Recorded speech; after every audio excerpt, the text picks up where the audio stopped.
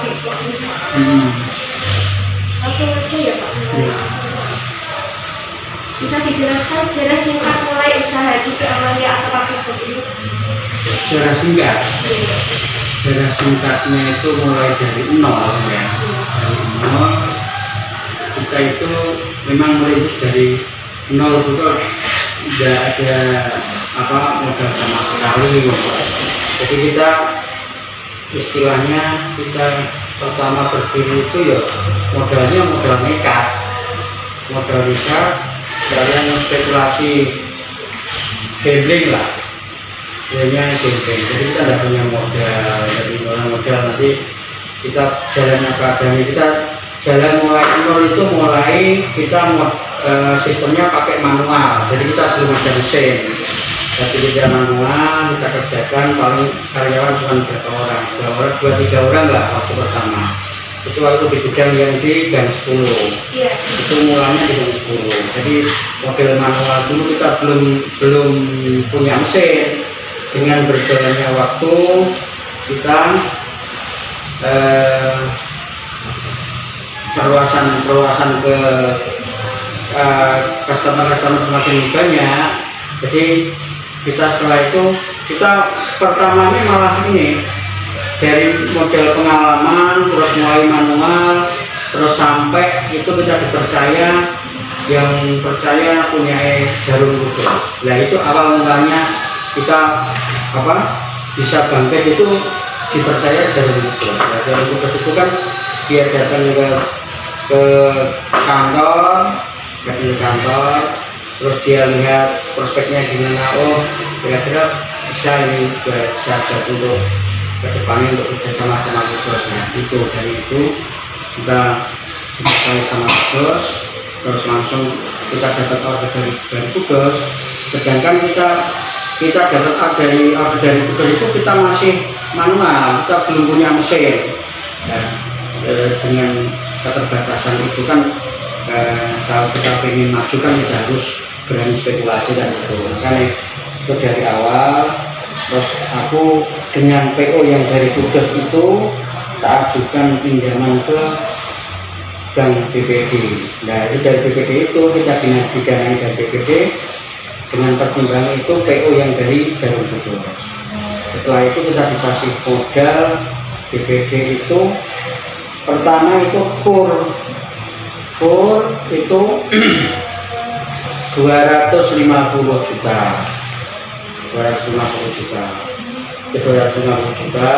terus tak pakai buat beli mesin satu, terus tambah mesin lagi dua mesin, kita beli lah 250 beli mesin sama beli bahan baku. Nah dari itu kita jalan. Pertama itu Kudos, cuma Kudos yang kita masuk. Jadi asal customer besarnya Kudos itu. Nah setelah itu dengan perkembangannya ini dari pihak BPD itu kan lihat perkembangannya, gimana perkembangannya untuk ke depan ini. Tak kasih modal 250 gimana? Oh jalan, PO Kudos semakin banyak. Setelah Kudos masuk, terus ada customer lain yang masuk juga. Jadi itu dari customer lain itu juga PO yang dari customer lain itu juga untuk pertimbangan ke Bank BPD. Setelah itu kita ditawari BPD itu, nah Pak ini dengan modal 250 gimana? Cukup apa enggak? Enggak kan ngomong enggak cukup Pak, kalau kita mau lebih besar itu enggak cukup dengan modal 250 aja itu tak pakai untuk beli mesin udah 270 juta kan mas, berapa itu untuk bahan baku? Satu mesin itu kita kan lokal mesinnya dulu waktu kita awal kan lokal 175 itu mesin 3 kita dapat mesin 3 dapat dari BPD dapat mesin 3 175. Dan setelah itu kan kita udah punya mesin, kapasitas kita sudah semakin lama semakin bertambah. Terus untuk karyawan juga kita sedikit nambah. Terus dari pihak BPD dan ngomong Pak ini kok tak kasih lagi, tak ajukan biar nanti bisa berkembang Pak dengan Pak kan itu. Tidak apa-apa Pak, kalau memang dari pihak BPD percaya, tidak apa-apa, aku dikasih tambahan modal untuk apa biar lebih besar lagi dari ini dan kita apa bisa lebih maju kan gitu. Oke Pak, tambah mungkin kepercayaan BPD itu lihat dari PO yang masuk ya Pak ya. PO yang masuk kan dilihat, oh PO nya masuk segini, oh mungkin pertimbangan BPD seperti itu. Makanya terus aku dikasih BPD lagi di mentok kur yang mentok 500 juta. Oke, kur 500 juta tak terima ya. Dengan itu kita udah 500 juta itu kita bisa gerak, bisa istilahnya bisa lebih leluasa, bisa lebih leluasa dengan 500 juta dari bahan baku, stok apa-apa, dan akhirnya nama Amelia itu semakin dikenal. Maksudnya apa? Jarum aja kalau kita, terus KKP secara prima, terus secara prima itu juga untuk kita itu customer besarnya itu. Terus habis itu yang lokal sini Jepara sudah mulai apa order ke tempat kita mulai kembali. Dan akhirnya yang di Gang 10 itu tempatnya sempit, akhirnya kan kita mau nggak mau kita harus ada gudang untuk bahan baku biar sirkulasi produksi itu bisa lancar kan gitu. Nah, itu makanya aku terus buka yang di Bagalan. Jadi Bagalan itu khusus tempat bahan baku transit di Bagalan semua. Jadi semua bahan baku transit di sana, terus tak langsir ke sini ke gang 10 baru produksi ya. Setelah itu kan lama-kelamaan kan customer kita semakin banyak, namanya sudah mulai ya, dari itu akhirnya kita bangun yang ketiga ini jadi gang 8. Itu sudah singkatnya seperti itu. Memang kita tidak punya modal sama sekali, memang dimodali sama BPD ya. Setelah ini berjalan, BPD tak tutup. Sekarang tidak pakai BPD dan tidak pakai BPD. Kemarin BPD juga mengungkap dulu dari awal tak modali masa dia Pak gitu. Cuman kan pengennya kan sudah lepas dari urusan yang kita butuh ya, kalau kita menghadapinya gitu. Biasanya kalau mengelola UMKM ini kan biasanya pasti ada problem tertentu kan. Yeah. Itu biasanya hambatan apa yang biasanya terjadi? Problem itu kalau diproduksi loh ya. Satu, karyawannya. Dua, terus kiriman, terus keuangan ini tagihan Mbak. Jadi karyawan itu kadang karyawan ada yang tidak masuk, kadang ya apa itu kan jadi kendala juga di lapangan karyawan. Terus apa pengiriman bahan itu kan kadang telat pengiriman, kadang apa lah itu jadi kendala di lapangan juga. Yang ketiga itu masalah tagihan kan kita kan ada yang kita CBD depan kan ada yang kita tempo 1 minggu, tempo 2 minggu. Kadang ada yang meleset, nah itu tagihan yang meleset itu Mbak, yang sudah kita rencanakan, kita budget untuk bayar bahan hari ini, terus akhirnya dari customer mundur, ya itu kan jadi kendala juga. Itu masalah keuangan itu kadang terkendala seperti itu. Ini CP Amelia sudah memiliki izin usaha? Sudah, kita lengkap, SIUP, NPWP, TDP, BPKP, dan tas semua.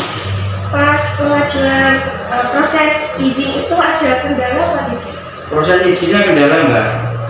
Kendala gini, kesulitan. Waktu kita izin di Gang 10 itu, kita IMB-nya itu izinnya tidak bisa keluar. Masalahnya apa?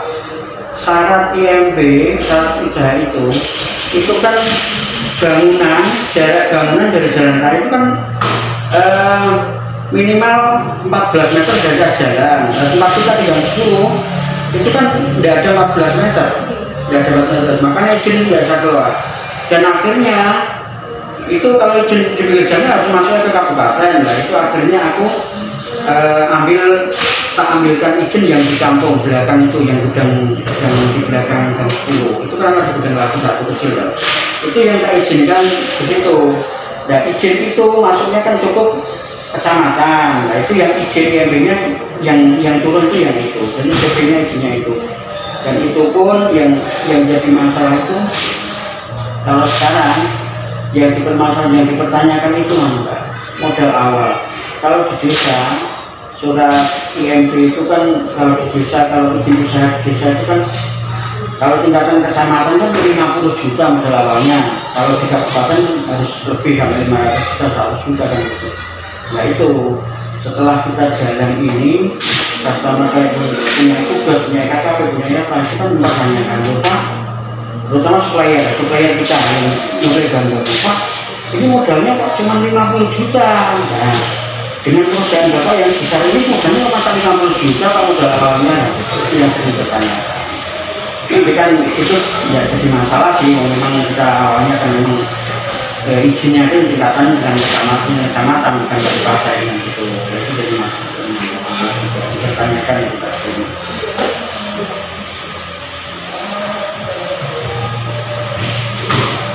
Jadi amalan ini pernah mendapatkan bantuan modal usaha dari pemerintah? Belum Ada? tidak ada sama sekali. Waktu COVID-19 kemarin? Tidak ada Tidak ada. makanya juga kita tujuan utama kita mendirikan perusahaan di desa itu utama kita itu untuk menyerap tenaga kerja di lingkungan desa sendiri. Jadi kan banyak pengangguran, anak lulusan sekolah yang di ini MTS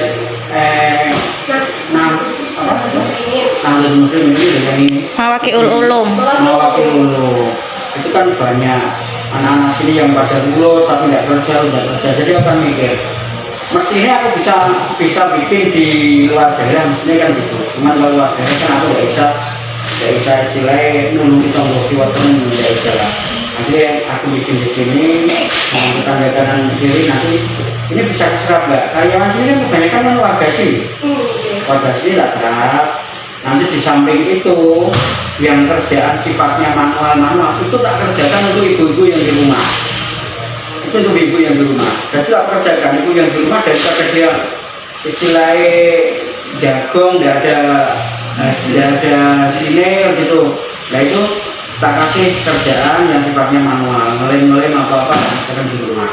Jadi dia dapat pendapatan nanti juga. Jadi sekarang kan hanya jenis sawah kan kayak gitu sih enggak.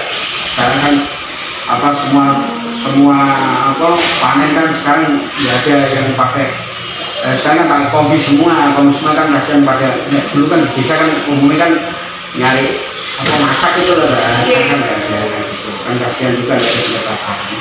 Nah, itu tak kasih seperti itu biar ada pendapatan lah biar gitu. Tapi memang kita baru awal-awal kan belum bisa menyerap tenaga banyak enggak, jadi tapi kedepannya kan kita pengennya kan bisa nyerap tenaga banyak yang untuk saya gitu. Kalau strategi pemasarannya itu seperti apa? Pemasarannya dulu sebelum kita punya perusahaan itu aku brokeran dulu Pak. Broker itu gini, aku itu tidak punya pabrik, seolah-olah punya pabrik kan gitu. Jadi seumpama ada order masuk tak terima, tapi tak lempar ke pabrik lain kirim ke tempatku, tak ganti surat jalan, tak kirim ke sana. Nah sistem masanya seperti itu. Jadi tahunya orang-orang yang customer besar Amelia itu punya pabrik, tapi waktu itu belum punya pabrik kan gitu. Nah dia tahunya Amelia itu besar, padahal baru kecil yang dengan 10 itu kan. Nah, itu atau seperti itu. Jadi tak lempar tempat lain. Jadi kepercayaan pelanggan itu ke Amelia itu lebih yakin. Ada permintaan ini bisa kirim, oh berarti Amelia itu perusahaan besar. Ya pikirannya kan seperti itu. Kalau kita ada permintaan layani kan gitu. Nah itu seperti itu ya. Sekarang pemasarannya dulu kita belum ada marketing. Sekarang aku baru merintis ada marketing. Sama orang ini baru merintis, baru antara 2-3 bulanan lah. Selama ini kita berdiri kan sudah 4 tahun Mbak. 4 tahun. Kita berdiri 4 tahun. Mulai dari tahun? Tahun 2018. Kemudian Iya. udah Oktober 2019 ya 4 tahun. Selama 3 tahun lebih itu kita nggak ada marketing Pak. Jadi aku sendiri. Aku sendiri. Itu kurang lebih berapa ya keuntungan per bulan? Keuntungan per bulan kita ambil profitnya itu kan antara 45 sampai 40 sampai 50%. Kita ambil profit antara 40. Ya, sedangkan omset per bulan kita sekarang tahun-tahun terakhir ini itu omset per bulan kan 1,3. Ya, itu kan kita rata-rata keuntungan kita ambil profit kan antara 40 sampai 50. Jadi kita ambil profitnya segitu 1,3, 1,2, pokoknya 1,1 ke atas lah.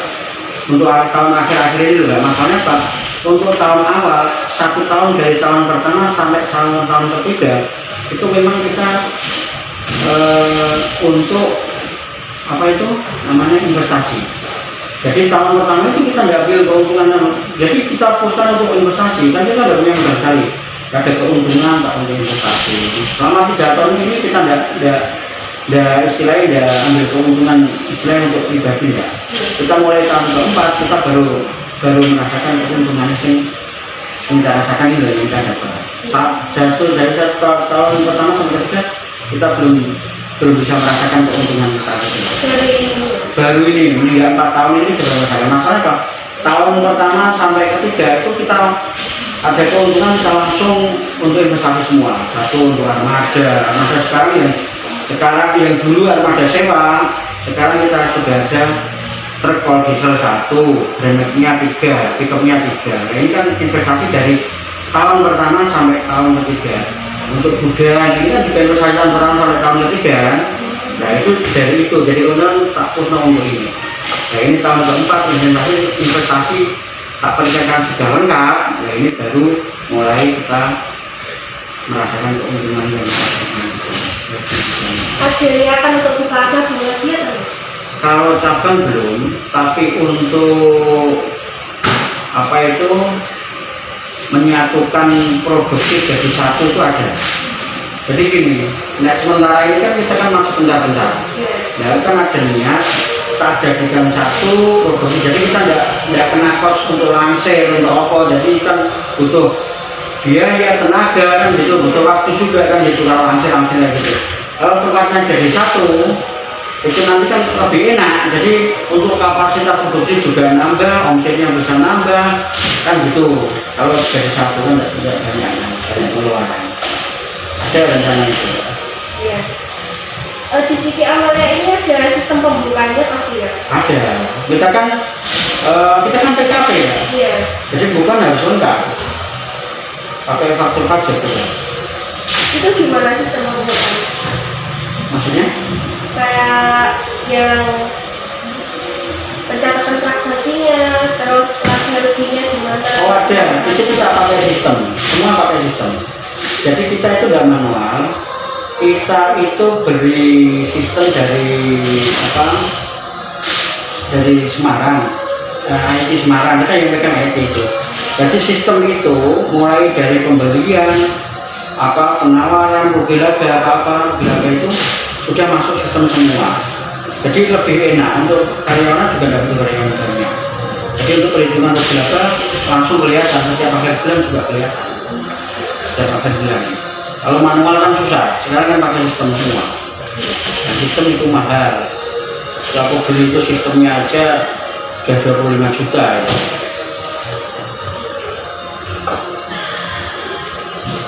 Terus ini ada pertanyaan, apa rahasia sukses dalam wirausahawan ala Pak Parman ini? Rahasianya semangat, gigih, sabar, percaya diri.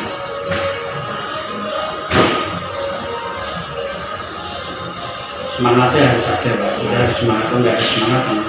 Jadi gigih itu pokoknya ada istilahnya, ada proyek apa yang biarpun itu tidak menjanjikan bisa hasil, tetap kita kejar.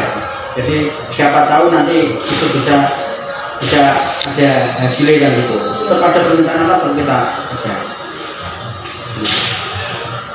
Terus berikan motivasi usaha dan pesan terhadap pengusaha muda berikutnya, generasi berikutnya. Nah, muda ya, saya harap untuk pemuda itu kalau dalam kerja itu ditekuni Mbak. Jangan kerja itu pelin-pelan. Jadi itu ditekuni. Kalau memang dia sudah terjun di dunia kertas kayak kerja ini, ditekunilah.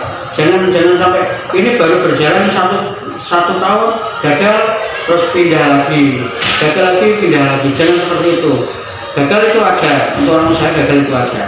Tapi harus kita dari kegagalan itu harus kita pelajari. Ini yang membuat gagal itu apa? Yang kelemahan kita itu di apa? Itu harus kita pelajari. Oh ya, aku gagal aku di sini. Aku berarti kurang hati-hati, kurang gitu. Kita harus tahu seperti itu.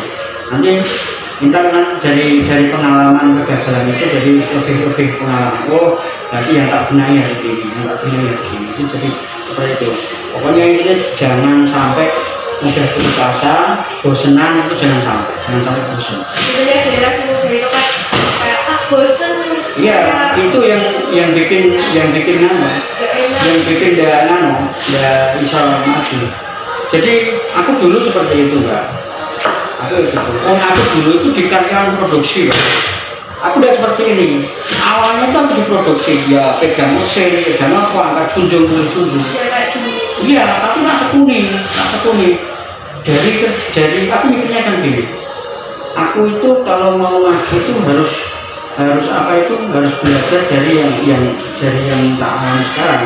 Dari mulai aku mesin itu aku harus tahu prosesnya mesin, terus harus tahu prosesnya bahan-bahan ini seperti ini, harus tahu apa. Kalau kita sudah tahu semua mesin ini sudah tahu semua, ya nanti kita kan bisa gampang lah. Jadi kalau memang kita tidak mampu sendiri, kita ngajak orang tak suruh pegang ini seperti itu. Jadi pokoknya jangan mudah putus asa, pokoknya semangatnya yang berada. Sebenarnya yakin aku pasti bisa kan gitu. Ya aku gitu, aku udah nggak terus dari apa? Dari keluarga yang mampu, terus dia punya usaha apa aku meneruskan, aku itu enggak. Aku memang dari nol Mbak, dari aku lahirkan produksi dari nol. Jadi enggak apa itu, enggak dari warisan orang tua, aku enggak dari apa kemudian orang lain turun terus ke itu enggak. Aku memang dari nol sama nol yang itu enggak tahu apa. Ya memang kayak itulah pengalaman setelah pengalaman perjalanan ini. Jadi pertanyaan udah saya tanyakan semuanya. Terima kasih ya Pak waktunya. Maaf untuk waktunya. Tidak apa-apa Mbak. Kesimpulan yang bisa saya tarik yaitu bahwa Bapak Suparlan adalah seorang pengusaha produksi kardus seperti pembuatan kardus kulkas, kardus TV, kardus mesin cuci, dan lain-lain tergantung dari permintaan konsumen. Bapak Suparlan memulai usahanya sejak tahun 2018 yang diberi nama CV Amalia Box. Beliau memiliki 3 tempat produksi, yaitu yang pertama ada di Desa Medini Gang 10, yang kedua ada di Desa Babalan sebagai tempat sortir barang, yang ketiga ada di Desa Medini Gang 8, tempat saya mewawancara beliau. Bapak Suparlan mengambil modal awalnya dengan mengajukan pinjaman dari Bank BPD, lalu ia memulai perlahan merintis usahanya. Karyawan awal cuma 3-4 orang saja. Seiring berkembangnya produksi tersebut, sekarang jumlah karyawan lebih dari 10 orang. CV Amalia Box ini sudah memiliki izin usaha lengkap. Proses perizinannya agak rumit, kata beliau, dikarenakan pabrik pertama bertempatan di pinggir jalan raya. IMB-nya tidak bisa keluar karena syarat IMB harus bangunan berjarak 14 meter dari jalan raya. Dan akhirnya yang diizinkan ke kabupaten adalah tempat gudang yang tempatnya berada di belakang pabrik tersebut. Selanjutnya izin usaha masuk ke kecamatan dan IMB tersebut baru bisa masuk. Mengenai pembukuan seperti pemasukan, pengeluaran, laporan laba ruginya, dan lain-lain itu menggunakan sistem IT dari Semarang. Bapak Suparlan, pemilik CV Amalia Box ini mempunyai tujuan tertentu, yaitu untuk menyerap tenaga kerja di lingkungan masyarakat sekitar yang ia tinggali. Dikarenakan ia melihat pengangguran begitu banyak, terutama anak yang baru lulus sekolah dan kesulitan mencari pekerjaan. Dan ia pun memilih warga sekitar untuk bekerja di perusahaan CV Amalia Box ini, dengan tujuan agar mendapatkan pendapatan dan mensejahterakan warga sekitar.